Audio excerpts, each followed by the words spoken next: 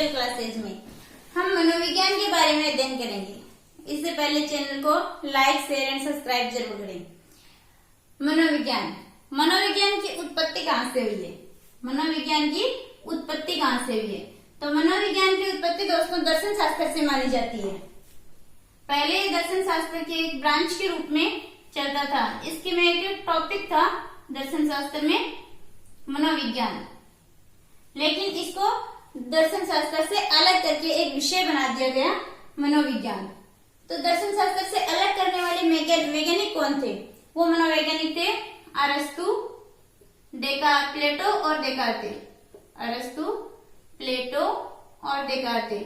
इन्होंने मनोविज्ञान को दर्शन शास्त्र से अलग करके एक स्वतंत्र विषय बना दिया। इसके बाद में एक मनोवैज्ञानिक आता है रेबर्न। वैज्ञानिक का नाम है रेबर्न। इसने एक डेफिनेशन दी है कि मनोविज्ञान ने अपना जीवन अरस्तु के समय से शुरू किया है। मनोविज्ञान ने अपना जीवन अरस्तु के समय से प्रारंभ किया है, जीना शुरू किया है। तो ये डेफिनेशन देने वाले कौन है? रेबर्न। अब जो मनोविज्ञान शब्द है ये कहां से है? ये ग्रीक या यूनान भाषा का शब्द है। ग्रीक या यूनान भाषा का शब्द है। तो मनोविज्ञान का जनक देश कौन सा हो गया? ग्रीक या यूनान। मनोविज्ञान का जनक देश कौन सा हो गया? ग्रीक या यूनान। लेकिन दोस्तों एक मनोविज्ञान हुए हैं गैरेट महोदय क्या कहते हैं? इस बात को स्वीकार नहीं करते कि इसका जनक देश ग्रीक या यूनान है। इसको स्वीकार नहीं करते गैरेट महोदय। नेक्स्ट, इसका मूल नाम, मनोविज्ञान का मूल नाम क्या है? मनोविज्ञान का मूल नाम है ज्ञान सिद्धांत या ज्ञान मीमांसा। ज्ञान मीमांसा या ज्ञान सिद्धांत, ये इसका मूल नाम है। ज्ञान मीमांसा या ज्ञान सिद्धांत। एक मनोवैज्ञानिक है अरस्तु। अरस्तु ने क्या कहा इसको? बौद्धिक संपत्ति। अरस्तु ने इसको क्या कहा है? बौद्धिक संपत्ति। बौद्धिक संपत्ति से तात्पर्य क्या होता है? बौद्धिक यानी बुद्धि। बुद्धि क्या होती है? मस्तिष्क में। यानी किसी भी वस्तु को देखने पर जो अपने मस्तिष्क में संप्रत्यय बनता है, विचार आता है, वो ही क्या होता है? बौद्धिक संप्रत्यय होता है। और जो मनोविज्ञान शब्द है ये सबसे पहले किसने दिया था? मनोविज्ञान शब्द का प्रयोग करने वाले सर्वप्रथम प्रयोग करने वाले मनोवैज्ञानिक थे रुडोल्फ गोएकले। कौन थे? रुडोल्फ गोएकले। इन्होंने एक पुस्तक लिखी थी जिसका नाम था साइकोलॉजिया। पुस्तक का नाम क्या था? साइकोलॉजिया। और ये कब लिखी थी? 1590 में। साइकोलॉजिया पुस्तक जो है वो कब लिखी थी? 1590 में। शब्द का मनोविज्ञान शब्द है, इसका सर्वप्रथम प्रयोग किसने किया? रुडोल्फ गोएकले ने किया। कब किया? 1519 में। किसमें? अपनी पुस्तक साइकोलॉजिया में किया। और जो मनोविज्ञान है इसके जनक कौन है? अरस्तु। इसके जनक है अरस्तु। लेकिन दोस्तों एक मनोवैज्ञानिक है कॉलसेनिक। एक मनोवैज्ञानिक है कॉलसेनिक। इसने क्या कहा? ये कहते हैं कि इसके जनक अरस्तु नहीं है। ये कहते हैं कि मनोविज्ञान के जनक है प्लेटो। तो दोस्तों यदि मनोविज्ञान का सीधा सीधा जनक पूछा जाए तो कौन है? अरस्तु। लेकिन कॉलसेनिक के अकॉर्डिंग पूछा जाए तो कौन है?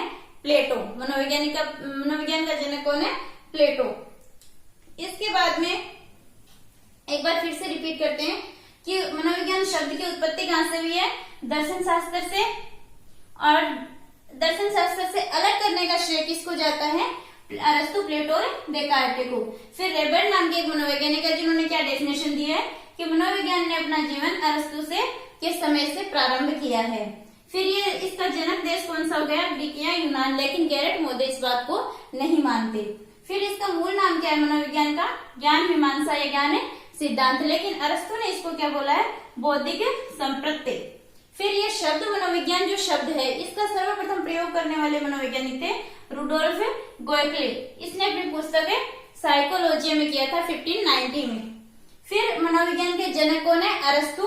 और कॉर्सेलिक ने किसको माना है मनोविज्ञान का जनक? है प्लेटो को। इसके बाद में इसके जनक हो गए आधुनिक मनोविज्ञान के जनक। अब दोस्तों आधुनिक मनोविज्ञान के जनक जो है वो अलग है। मनोविज्ञान के जनक है अरस्तु, कॉर्सेलिक ने माना है प्लेटो को, लेकिन आधुनिक मनोविज्ञान जो है उसके जनक है विलियम जेम्स। आधुनिक मनोविज्ञान के जनक कौन है? William James. एग्जाम में कई बार आधुनिक का पूछा जाता है और अपन सीधा मनोविज्ञान का जनक पढ़ के सीधा क्या कर देते हैं? अरस्तु। मनोविज्ञान का जनक कौन है? अरस्तु। लेकिन आधुनिक मनोविज्ञान का पूछा जाए तो कौन है? William James. फिर स्किनर ने क्या कहा है? स्किनर ने एक परिभाषा दी है। स्किनर ने कहा है कि मनोविज्ञान जो है उसका प्रारंभ प्लेटो से ना होकर, उसका प्रारंभ प्लेटो से ना होकर किससे हुआ है?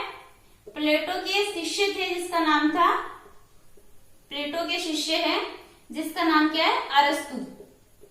अरस्तु से हुआ है। मनोविज्ञान का प्रारंभ प्लेटो से ना होकर उसके शिष्य अरस्तु से होता है। इसके बाद में मनोविज्ञान का अर्थ क्या है? मनोविज्ञान शब्द कहां से आया, कैसे बना? तो मनोविज्ञान का इंग्लिश ट्रांसलेशन देखें तो क्या होता है? साइकोलॉजी। साइकोलॉजी ये अंग्रेजी का शब्द है। अब साइकोलॉजी शब्द जो है ये दो शब्दों से मिलकर बना है दोस्तों। एक साइकी, दूसरा लॉगस। साइकी और लॉगस, जिसमें साइकी का अर्थ क्या होता है? आत्मा, और लॉगस का अर्थ होता है अध्ययन या विज्ञान। अध्ययन या विज्ञान या शास्त्र। तो मनोविज्ञान क्या हो गया?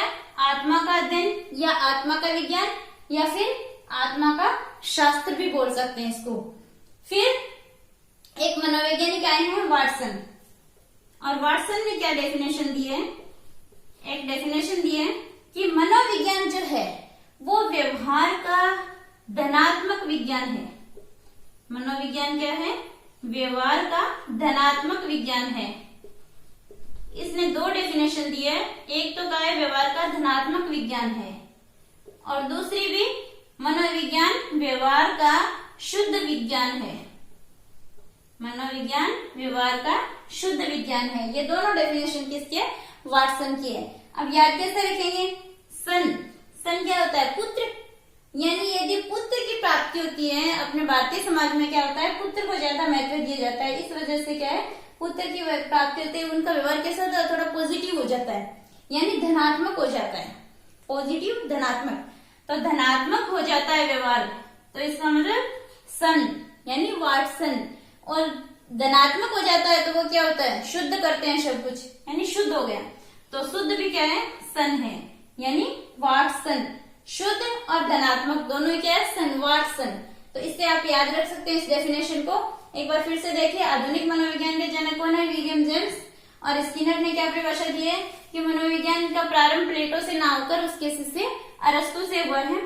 और अर्थ क्या है इसका? साइकोलॉजी शब्द जो है वो अंग्रेजी का साइकोलॉजी से बना है मनोविज्ञान, और साइकोलॉजी जो दो शब्दों से मिलकर बना है, साइकी और लॉगस, जिसमें साइकी का अर्थ होता है आत्मा और लॉगस का अर्थ है अध्ययन, विज्ञान या शास्त्र। अब डेफिनेशन देखें तो वाटसन ने एक डेफिनेशन दिया कि व्यवहार का शुद्ध विज्ञान है मनोविज्ञान, और दूसरी दिया मनोविज्ञान व्यवहार का धनात्मक विज्ञान है। तो धनात्मक कब होंगे? जब सन की प्राप्ति होगी, और व्यवहार शुद्ध कब होगा? जब सन की प्राप्ति होगी, यानी वाटसन। तो शुद्ध विज्ञान और धनात्मक विज्ञान दोनों किसकी है? वाटसन की डेफिनेशन है। इसके बाद में एक मनोवैज्ञानिक आता है मैकडूगल। नेक्स्ट मनोवैज्ञानिक है मैकडूगल। इन्होंने क्या कहा है कि मनोविज्ञान आचरण और व्यवहार का यथार्थ विज्ञान है। मनोविज्ञान आचरण और व्यवहार का यथार्थ विज्ञान है। यथार्थ क्या होता है? सच्चा, सही, सत्य। यथार्थ विज्ञान है। अब देखो दोस्तों, गल यानी किसी से बात करना, अपन कहते हैं ना गल तो सच्ची है, तो सच्ची यथार्थ क्या है, सच्ची, सही, सत्य, तो क्या हो गया, गल तो सच्ची है। तो गल तो सच्ची है, मैक्डूगल में क्या आएगा, यथार्थ, सही। तो इससे अपन याद रख सकते हैं कि मैक्डूगल ने क्या डेफिनेशन दी है कि मनोविज्ञान आचरण और व्यवहार का यथार्थ विज्ञान है। नेक्स्ट डेफिनेशन है क्रो एंड क्रो की। क्रो एंड क्रो, इन्होंने क्या डेफिनेशन दी है कि मनोविज्ञान जो है वो मानव व्यवहार और मानव संबंधों का अध्ययन है, विज्ञान है। मानव व्यवहार और मानव संबंधों का विज्ञान है। मानव व्यवहार और मानव संबंधों का अध्ययन है या विज्ञान है। मानव से अच्छा व्यवहार करो ताकि मानव से अच्छे संबंध बनेंगे। अच्छा व्यवहार करो, अच्छे संबंध बनेंगे। तो मानव व्यवहार करोगे, मानव संबंध बनेंगे, करो तो क्रो एंड क्रो। डेफिनेशन किसकी है, क्रो एंड क्रो। इससे आप याद रख सकते हो कि मानव व्यवहार करो, मानव से संबंध बनेंगे, तो करो एंड करो। किसकी डेफिनेशन है, करो एंड करो की। नेक्स्ट डेफिनेशन है बोरिंग की। बोरिंग ने क्या कहा है, आजकल मानव की प्रकृति कैसी हो रही है, बोर। मानव जो है वो लॉकडाउन में बैठा बैठा बोर हो रहा है, तो मानव की प्रकृति क्या हो गई है, बोर। मानव की प्रकृति का विज्ञान है। क्या कहा है, मनोविज्ञान क्या है, मानव की प्रकृति का विज्ञान है। तो मानव की प्रकृति क्या हो गई है, बोर।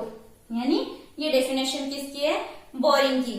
नेक्स्ट एक डेफिनेशन हो रहा है स्किनर की। स्किनर महोदय क्या कहते हैं, ये कहते हैं कि मनोविज्ञान शिक्षा का आधारभूत विज्ञान है। शिक्षा का आधारभूत विज्ञान है। अब आधार, शिक्षा का आधार क्या होता है, शिक्षा का आधार शिक्षार्थी। लेकिन यहाँ पे अपन किसको मानते हैं, आजकल आधार किसको मानने लगे हैं सब लोग। हर चीज में व्यवहार क्या, आधार क्या होता है, स्किन। क्या होता है, स्किन। तो क्या याद रखोगे, आधारभूत। शिक्षा का आधारभूत कौन है, स्किन, स्किनर। स्किन से क्या याद रखोगे, स्किनर। नेक्स्ट डेफिनेशन जो है वो है एबिंगास की। एबिंगास, इन्होंने क्या कहा है, घास, अपने राजस्थान में तो बहुत ही घास होती है, इंडिया में भी घास सब जानते हैं। तो घास क्या होती है, छोटी भी होती है और बड़ी भी होती है। तो एबिंगास ने क्या है कि मनोविज्ञान का अतीत तो बहुत लंबा है, अतीत तो बहुत लंबा है, लेकिन इतिहास बहुत छोटा है। लेकिन इतिहास बहुत छोटा है, इतिहास बहुत छोटा है। ये डेफिनेशन किसकी है, घास की। घास, घास यानी एबिंगास, घास यानी एबिंगास। तो फिर से देखो, वाटसन की डेफिनेशन क्या थी कि कब होंगे, पोजिशन होगा तो क्या होंगे, पॉजिटिव हो जाएगा व्यवहार, यानी ये धनात्मक होगा, व्यवहार का धनात्मक विज्ञान है। और शुद्ध हो जाएगा यानी व्यवहार का शुद्ध विज्ञान है। नेक्स्ट है मैक्डूगल की, गल सच्ची है, यानी आचरण और व्यवहार का यथार्थ विज्ञान है। नेक्स्ट मानव व्यवहार, तो मानव व्यवहार करोगे तभी मानव से संबंध बनेंगे, तो करो एंड करो। फिर मानव की प्रकृति कैसी हो गई है, बोरिंग। तो मानव की प्रकृति का विज्ञान है, किसने कहा है, बोरिंग ने। फिर शिक्षा का आधार क्या है आजकल, स्किन यानी स्किनर। फिर एबिंगास, घास कैसा होता है कि बहुत लंबा भी होता है और बहुत छोटा भी होता है। तो अतीत तो बहुत लंबा है लेकिन इतिहास बहुत छोटा है। थैंक यू दोस्तों, लाइक शेयर एंड सब्सक्राइब जरूर करें। और यदि कुछ आपको